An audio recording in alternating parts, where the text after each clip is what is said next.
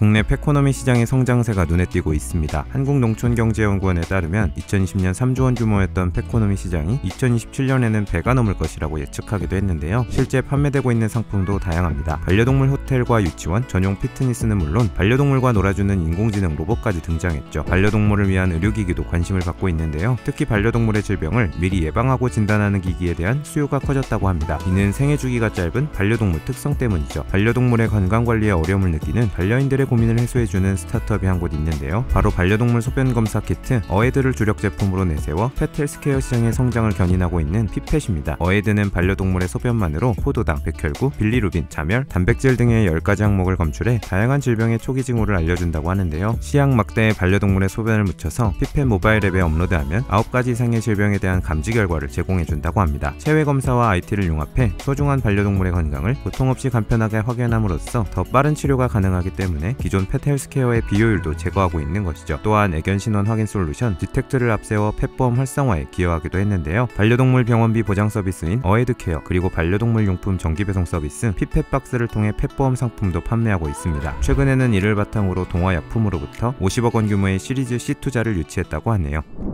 국내 식자재 유통시장은 2020년 55조 원 규모에서 2025년 64조 원까지 커질 것으로 전망된다고 하는데요. 하지만 대다수가 아날로그 방식으로 운영되며 시장의 80% 이상이 영세업체가 차지하고 있다고 합니다. 식자재 구입 비용은 식당 운영에서 가장 중요한 지출 중 하나인데요. 바쁜 매장 운영에 지친 점주들이 식자재의 실시간 가격 변화와 불필요한 비용 지출에 발빠르게 대처하지 못하는 경우가 빈번하다고 하죠. 이런 상황 속에서 최근 식자재 유통업계의 디지털 전환 속도를 높이기 위해 스타트업부터 대기업까지 업계에 뛰어들고 있다고 하는데요. 판매와 식자재 그리고 재고 관리까지 IT 솔루션을 제공하는 푸드테크 스타트업이 한 곳 있습니다. 바로 식자재 자동 발주 서비스 토더의 운영사 낭만상회인데요. 토더는 쇼핑 물류업의 자동 발주 시스템을 외식업에 구현한 서비스입니다. 직접 냉장고와 창고를 뒤져가며 하던 발주 업무를 데이터 기반 산출로 전환한 것인데요. 이를 통해 사장님들은 하루 평균 20분 정도의 시간을 절약할 수 있다고 합니다. 데이터 기반으로 프랜차이즈 업체들의 가맹점 관리와 퀄리티 컨트롤에 필요한 솔루션을 제공하기 때문에 가맹점과 본사의 생산성 향상을 모두 챙길 수 있다는 것도 특징 중 하나인데요. 이를 바탕으로 최근에는 팁스로부터 5억 원의 지원금을 유치받았다고 합니다.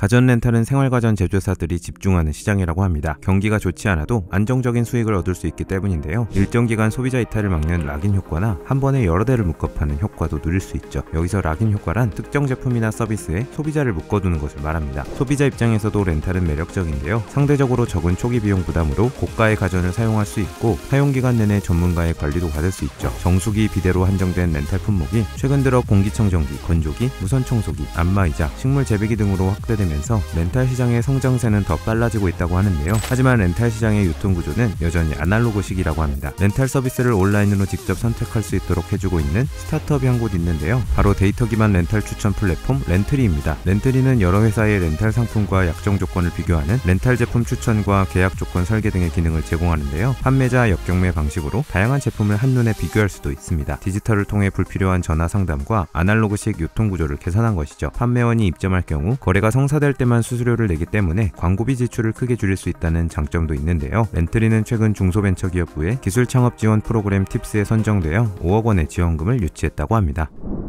오늘 보신 비즈니스 모델들이 창업 아이디어를 떠올리시는 데 도움이 되셨다면 좋아요와 구독, 알림 설정까지 부탁드릴게요. 요즘 뜨는 사업 아이템, 소자본 창업, 스타트업 외에도 다양한 창업 정보가 궁금하신 분들은 지금 미핑 캠퍼스에서 만나보세요.